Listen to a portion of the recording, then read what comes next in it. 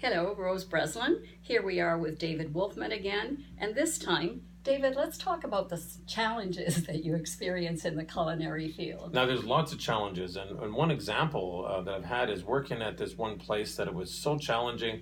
There was so many customers in the line, and it was just so busy. And I remember taking over in this grill, and there was about 70 people in the line, and 4 hours later, there was still another 70 people. So it was just constant. And I remember asking myself, wow, this is so horrible because everybody's mad at me and they're worried about being late and everything. And every time I went back on the grill day after day, I thought, how can I improve on this? And then I just remember what a friend of mine said is ask yourself a different question. So what I said is, what's great about this and what could I do a little bit better? And so what I did is I organized myself. I got all of the food ready. And then when I got into the lineup and people were in there, instead of just taking orders and quickly and moving as fast as I could and not even communicating with people, and our hospitality industry is hospitality, having all the plates ready and playing with food and putting garnishes out, and people saw that I was doing this little dance with food.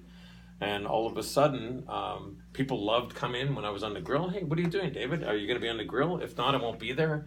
And they couldn't wait for me to make their lunch. And all of a sudden, it became this interaction of me producing food. So what was it? Well, it wasn't just me cutting a handful of vegetables up early, pre-cooking chickens or anything like that. What it was is me asking myself a question is, what can I do a little bit better? And what can I do so I can enjoy this? Because if you ask yourself, what's horrible about this, automatically your brain's going to tell you, hey, it's long hours, it's so much work, there's all these people complaining, you're never going to satisfy them, and then your brain's going to give you all the answers that you ask. But as well, one of my friends, Tony Robbins, says, ask yourself good questions. And so I said, what's great about this, and what can I do great? And some of the things were, if I was prepared more, if I could chat with them, and the next thing you know, I was loving this job, and I was actually on the verge of quitting.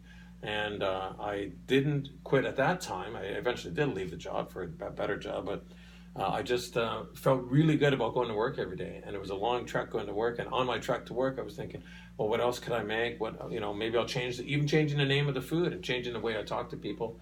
And it became such an enjoyable job. And it's one of those skills that I learned in so many other areas that I carried in other areas, because it's a skill like that that's transferable.